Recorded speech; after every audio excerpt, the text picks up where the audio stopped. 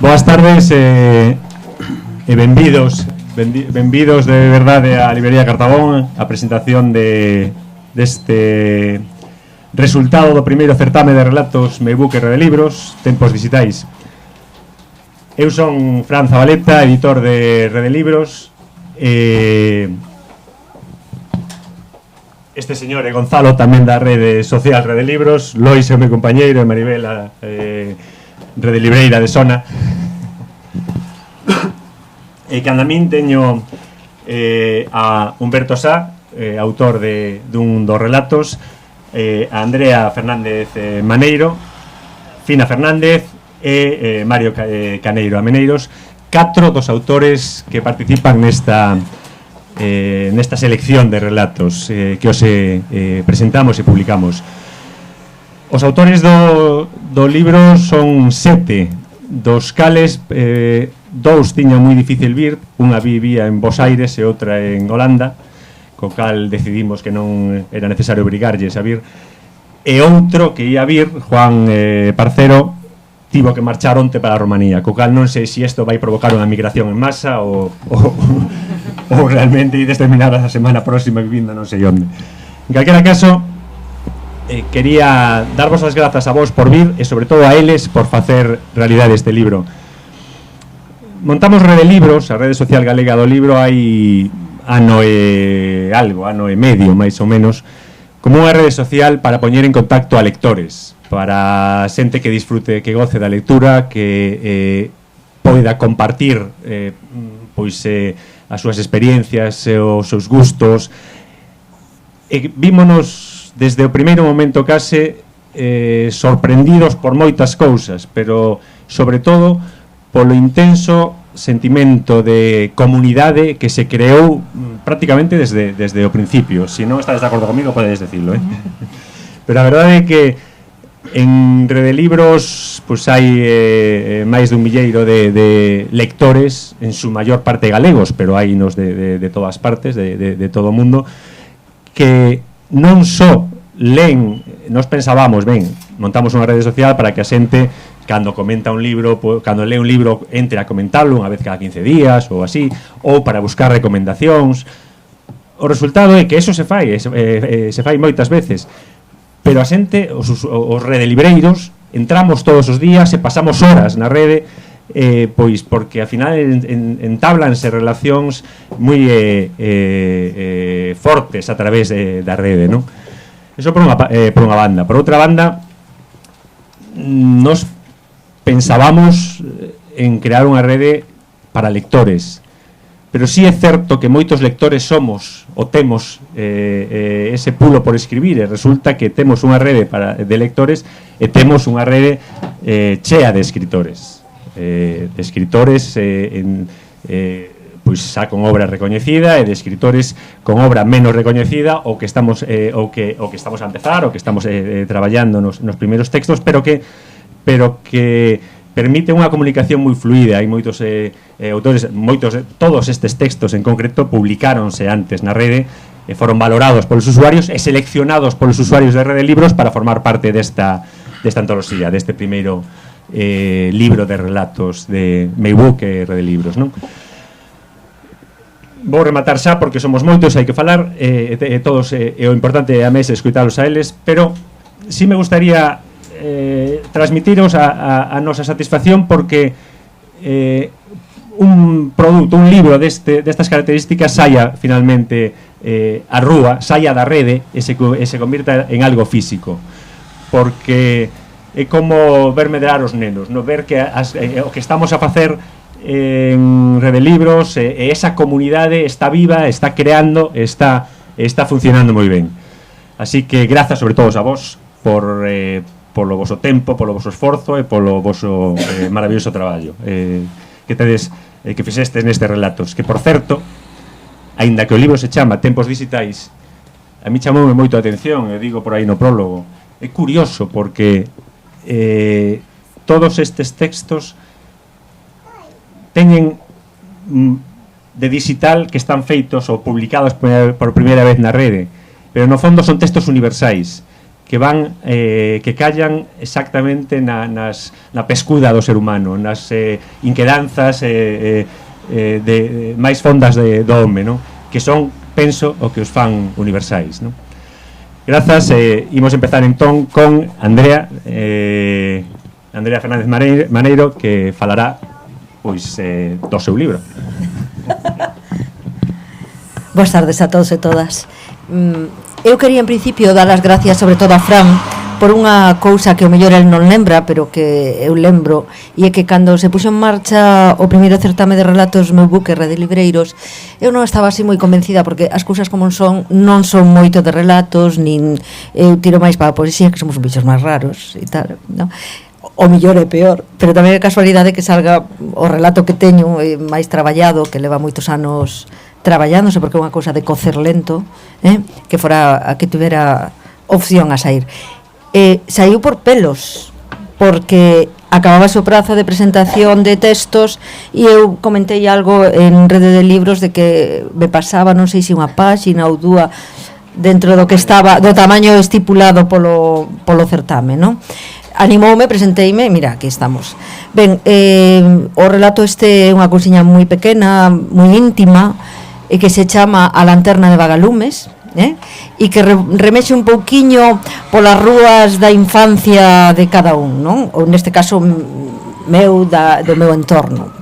Hai unha mestura de rúas e de calles que é un pouquiño tamén o que é Rede Libreiros. É unha rúa onde nos xuntamos, falamos un pouquiño de todo, comentamos, bueno, o que nos gusta, o que nos disgusta. E isto, a min pareceme estupendo, sobre todo a cousa dos colectivos, non? Son moito de equipos, daquela, non sei, 70 nas escolas era o que se facía era grupos para traballar, non?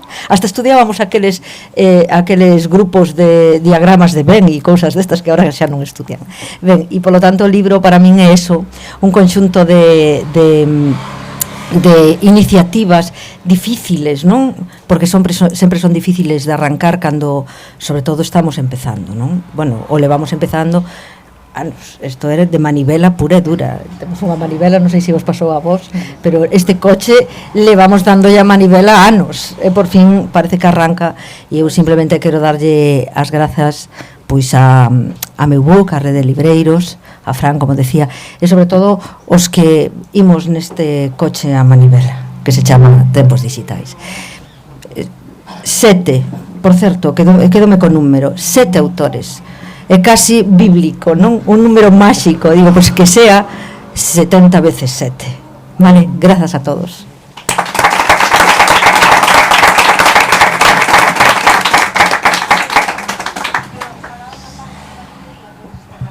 Vos deixo, me escoitades igual. Vos deixo entón con Fina Fernández, que a autora deixame recordar o título de Unha guerra con 14 anos. Ben, eu nací na aldea, vivo na aldea, quererei seguir vivindo na aldea sempre. Sempre fun comedora de libros. A min sempre me gustou ler, mi irmán dicíame que ti parece que tragas os libros en vez de lelos. É algo que sempre me gustou, pero non sabía si realmente era capaz de escribir ata chegar a unha idea. Unha idea que xurdiu dunha persoa que é o meu motor un pouco, que eu sempre digo non son capaz de, el sempre está aí dicindo claro que eres capaz. Entón, no 2002 xurdiu a idea de facer un traballo sobre a cultura popular, sobre costumes, sobre tradicións, sobre a etnografía da miña contorna. E levouse a cabo o proxecto. Fixemos pescudas, preguntamos a xente, fomos ao monte a buscar restos, a ver se atopábamos vestixios de esa civilización que nos pensábamos que empezaba ali na falda dun monte que se chama As Penizas. Eu veño dunha aldea dunha parroquia de Tui, é a parroquia máis pequena do municipio. O concello posibilitou que isto fora adiante e publicouse o traballo. Como o obxectivo era recaudar fondos para unha festa. Iso foi a primeira pinga, pero esa pinga foi despertando as miñas inquedanzas pola cultura popular, por saber da xente, dos nosos devanceiros, de todo dese esforzo que había, de todas esa cultura que había detrás que podía quedar esquecida, porque nestes últimos anos cambiou tanto a forma de vida, incluso nas aldeas que se están facendo urbanas, a pasos axigantados. Ahora chega a internet a todos os lugares.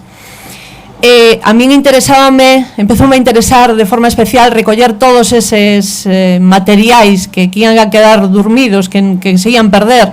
Por exemplo, falo de cousas como falar do que era os camiños antes, que significaban para a xente. Era como unha prolongación do fogar, onde se reunía a xente, onde falaba das súas cousas, os cruceiros. As pozas eran un lugar de liortas constantes pola auga, porque era algo vital para subsistir. A xente na aldea subsistía, non vivía grazas ao campo, sino que subsistía grazas ao campo. Ben, todo isto levoume no ano 2002 a realizar un traballo sobre a emigración, porque vía que era algo que era común a todos, que si vías ao teu redor, todas as casas tiñan algún emigrante, ou fora cara América, fora cara Europa, en todas había un emigrante. Fun polas casas preguntando, buscando historias. Eu vivo das historias, encantan as historias, e a xente maior, os nosos avós, os nosos veciños que están aí ao lado, nas nosas casas, só fai falta poñer as orellas e escoitar. Eles son as bibliotecas vivas que temos, e debemos aproveitarnos delas, a verdade. Todo iso, pois, seguiu espertando o meu interese, e seguín facendo historias de todo tipo para recuperar cousas que eu pensaba que podían quedar aí esquecidas, e que compría recuperar e pôr en vigor, porque eu creo que se aprende moitísimo de todas esas experiencias. É enriquecedor para perdoademe un momento, que me estou quedando sin saliva.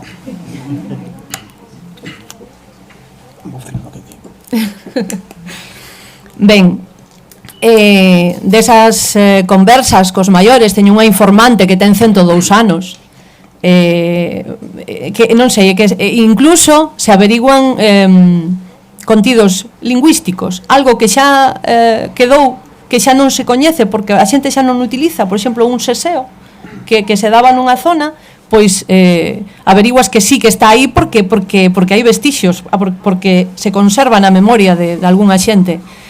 A verdade é que historia, eu tiña un programiña, un anaquiño de programa na radio, e levaba estas historias, e a xente gustáballes coitar isto porque os achegaba máis á terra, porque en certo modo a lingua, as vivencias dos nosos maiores, todo o que nos envolve, achéganos máis á terra onde vivimos, non? En unha desas pescudas, pois, falei con persoas que me aportaron datos sobre un tema moi agochado e un tema moi calado, do que ninguén quería falar: a guerra. A guerra civil foi un episodio terrible nas nosas vidas, na nosa historia, e que deixou unha pegada moi fonda, unha pegada horrible nas memorias, non só nas memorias daqueles que a viviron en carne propia, senón tamén naqueles descendentes desas persoas que a viviron. A historia que está incluída en Tempos Digitais, unha guerra con 14 anos, foi recollida nunha parroquia por un home, contoume a él, pero non só é fonte, son datos extraídos só de ese informante, senón que eu fixen outras pescudas, preguntei, e así, enfiando os selos da cadea, foise construindo pouco a pouco esa cadea. Eu creo que realmente é así como se como se coñece a verdadeira historia dos povos, non? Enfiando elo a elo as historias persoais, o que viviu o povo. De todos esas lembranzas, de todo iso que sempre se calou e que sempre se tivo moito cuidado donde se falaba, sobre todo pola xente maior, porque era moi reticente a mostrar a súa opinión sobre un tema tan delicado no que se sufriu tanto, pois cheguei a unhas sensacións que a verdade é que me chegaron moi fondo. E cando cheguei a casa, o primeiro que escribín foi isto que reproduzo tal cual e que me gustaría lervos. Di: empurrados nos remolques dos camións da morte como a quen leva desperdicios para emborcar en pozos de lixo, nin sequera carne digna para ser enterrada, barbarie bendicida por espíritos vengativos que tomaron a espada e baixáronas en miramentos, cortando gorxas que pedían comida e roupa, educación para os fillos. Todo quedou sementado de terror e morte para que a ninguén lle agromase na boca as palabras liberdade ou xustiza. Casas mermadas, canso ouveando o ar sen resposta de amo, choiva de sangue caída sobre pés descalzos, mulleres parindo nenos espidos, pedindo pan que non podían darlles, avós chorando nas casas baleiras, longas noites de medo, de espera, de silencios. É impresionante como a xente recorda tanto e repite unha experiencia que lle quedou gravada. Este home que conta a historia en unha guerra con 14 anos recorda o día que instalou o movemento, porque el ía de excursión cando era pequeno. Era a excursión que facían no último día de curso e sempre o repetía. Por iso me chamou a atención e lle preguntei, afondei e tratei de averiguar o que se agochaba detrás de todo iso. Ese día estaba eu de excursión, dicía sempre. Non sei, para rematar xa, para que dicir nada máis, só dar as grazas á Rede Libros, a Meubook, polo labor que están realizando, por dar a coñecer os nosos relatos, e grazas a miña familia, o meu marido, que me emociono, que é o meu motor. Moitas grazas.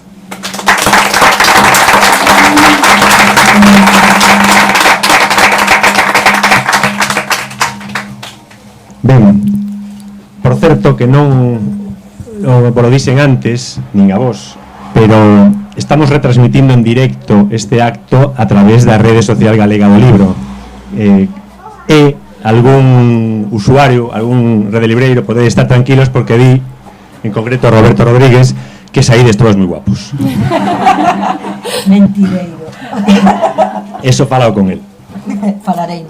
Se vos parece, seguimos entón con outro relato e con outro autor, en este caso Querrás, de Humberto Sá, un relato curiosísimo sobre a mafia nalgúnha aldea galega. Humberto, cando queiras. Ben, chégate un poquinho. Non sei moi ben que contar da historia, non transcorre en ningún sitio concreto, ningún tempo concreto, non está baseada en feitos reais ni nada, non vai a expresar que a mafia é toda así. A min gustoume, o que quería era que gustase ler a historia, que alguén tivese pois placer lendo e que sencillamente pasase un bo rato lendo a historia e coñecendo as cousas e nada máis, pouca cousa. É un tipo de estilo que poucas veces fago.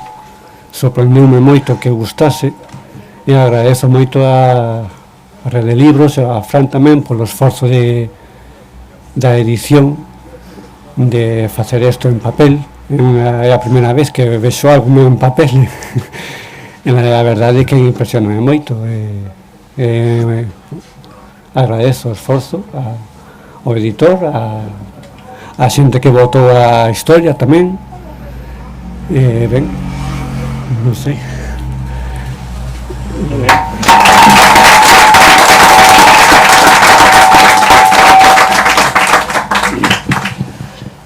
E continuamos co seguinte autor, en este caso Mario Caneiro Ameneiros, fixo unha historia ao andar a modo que a min sí, funciona, non? Outro.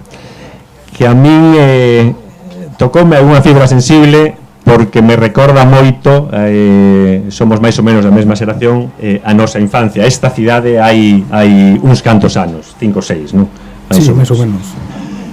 Vos deixo con Mario. Hola, boas noites. Se de repente pues, non escoitades, non é culpa da acústica do local, senón que, bueno, vocalizo un pouco mal. E además, pues, ahora axudoume Fran a tranquilizarme dicindo que estaban transmitindo, o cual agradezco yo eternamente, porque, bueno, non sei se foi premeditado, pero quero pensar que non. Pero, bueno, como non teño moita experiencia nestas cousas, non sei moi ben que contar, entón, bueno, decidín contar unha pequena historia de como naceu este relato.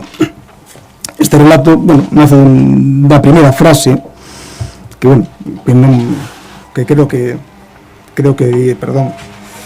Que non saiu, non me digas. Sí, bueno, mucho velocidade todo o mundo, pero bueno, eso, nos tempos que escoitábamos cancións de amor, en ninguna letra nos parecía cursi, o amor era unha palabra apenas inventada e eu era ignoradamente feliz. A partir desta frase, bueno, levou pues eso, a ese tempo que di Fran, a ese barrio que pode ser calquer barrio, e a verdade que a historia foi nacendo máis ou menos con facilidade. Depois, bueno, tuvas correccións, estas cousas, e a historia pues durmou durante un tempo, bastante tempo, pois por un caixón como soprar con estas cousas. E de repente, como conto na miña pequena biografía, ainda que pode aparecer un detalle de programa rosa de televisión, pois eu tiña unha nena e dixéronme que iba a ter 2 nenos. E eu, como, bueno, non son un bo pai, o primeiro que pensei dixen, hostia, non vou escribir, o sea, non vou a ter tempo.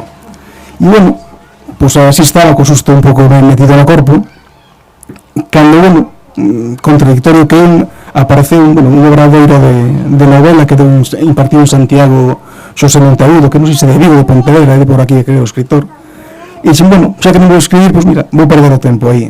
Bueno, pois no obradoiro, pois traemos cousas, e este Xosé Monteagudo, que lle quería agradecer, bueno, o amable que foi, e atento que foi con todos os que estuvimos ali, pois lendo o relato, fixo un par de críticas constructivas, bueno, valoramos as que se parecen que estaban ben e que me faltaban outras. E posteriormente, pois bueno, traballei sobre eso e saiu este relato. A idea de contaros esta historia era basicamente agradecerlle a Xosé Monteagudo, bueno, pois o seu cariño para comigo e para con todos. E como supoño que non vos interesa moito pois, o que podo dicir eu e para compensarvos, trouxe un decálogo que editou Augusto Monterroso e que vos vou a ler. É un decálogo curioso porque é un decálogo que ten 12 puntos, o cual tendo en conta que Augusto Monterroso é un tipo bastante breve, bueno, el saberá por que o fixo. O punto número 1 di, é un decálogo para escritores, para novelistas. E di, o primeiro punto di, cuando tengas algo que decir, dilo. Cuando no, también. Escribe siempre. O segundo di, no escribas nunca para tus contemporáneos, ni mucho menos como hacen tantos para tus antepasados. Hazlo para la posteridad, en la cual sin duda serás famoso, pues es bien sabido que la posteridad siempre hace justicia. O terceiro di, en ninguna circunstancia olvides el dictum. En literatura no hay nada escrito. Lo cuarto di, lo que puedes decir en 100 palabras, dilo en 100 palabras. Lo que con una. No emplees nunca el término medio, así jamás escribas nada con 50 palabras. No punto quinto, di, aunque no lo parezca, escribir es un arte. Ser escritor es ser un artista, como el artista del trapecio, o el luchador por antonomasia, que es el que lucha con el lenguaje. Para esta lucha, ejercítate día y noche. No punto 6, di, aprovecha todas las ventajas, como el insomnio, la prisión o la pobreza. El primero hizo lo de leer, la segunda Pellico, que no sé qué, disculpadme, y la tercera a todos sus amigos escritores. Así pues, evita dormir como Homero, la vida tranquila de Byron o ganar tanto como Bloy. No séptimo, no persigas el éxito. El éxito acabó con Cervantes, tan buen novelista hasta el Quijote.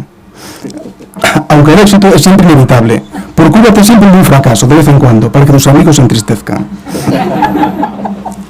Mi punto 8 de fórmate un público inteligente, que se consigue entre los más ricos y poderosos. De esta manera no te faltará ni la comprensión ni el estímulo, que van siempre de esas dos únicas fuentes.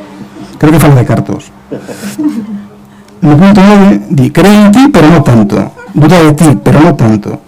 Cuando sientas duda, cree. Cuando creas, duda. En esto estriba la única verdadera sabiduría que puede acompañar a un escritor.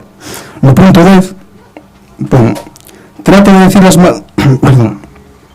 decir las cosas de manera que el lector sienta siempre que en el fondo es tanto o más inteligente que tú.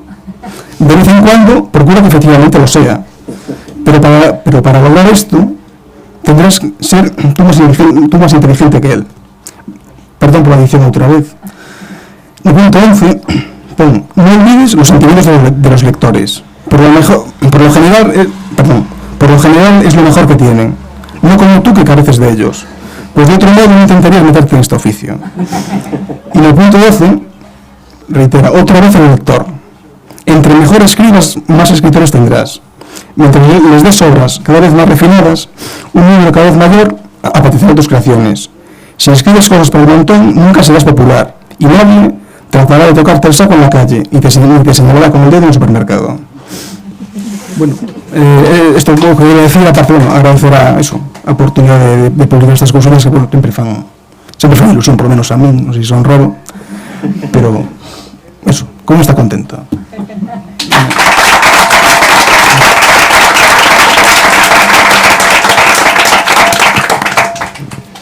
Pois pouco máis que engadir, salvo reiterar as grazas a vos polos vosos relatos. Agardo que sen dúbida teredes ocasión de ler e apreciar os relatos dos nosos autores. Sempre que un presenta un libro, sobre todo a min sempre pareceu moi extraño como escritor ter que falar ben dun mesmo, no? Parece que quedarse espido diante da xente e decir, este libro escribino eu é fantástico, pero que ademais é moi bo, pero claro, non podo decirvos de que vai, porque senón xa non o ledes. Teño que contarvos algo, pero sin contarvos nada. Isto que acabades de facer tamén realmente moi duro e moi difícil, pero neste caso estou convencido de que atoparedes relatos de verdadeira calidade no texto. Grazas a todos por vir e agardamos que volvades noutra ocasión, noutra presentación ou simplemente de paseo. Grazas a todos.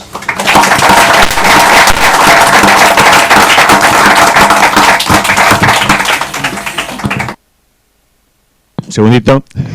E se alguén quere aproveitar que estamos autores para que lle firme o libro, este é o momento.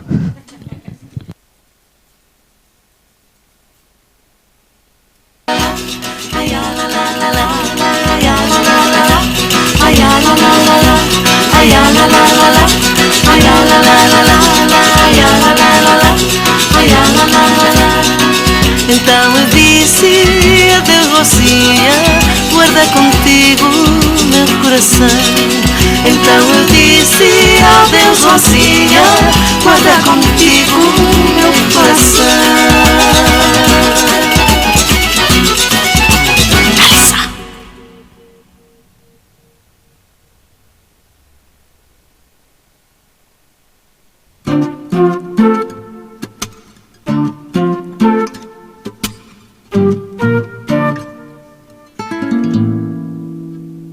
Teño un mozo moi xeitoso que inda vosotras non tendes, e nas forzas como un toxo, e na alma un ramo verde. Dime ramo verde, dime onde estás, que se vas de ronda quero te atopar. o amor que ha de ser meu ardete la mau lixeira entera de colle la rosa sen Habana la roseira dime ramo verde onde va a rondar porque se te prenden eu te irei soltar la la la la la la la ya, la la ya, la la la ya, la ya, la ya, la ya, la la la ya, la ya, la ya, la ya, la la ya, la ya, la ya. Como queres que te queira e que che teña afición se outro paxariño voa dentro do teu corazón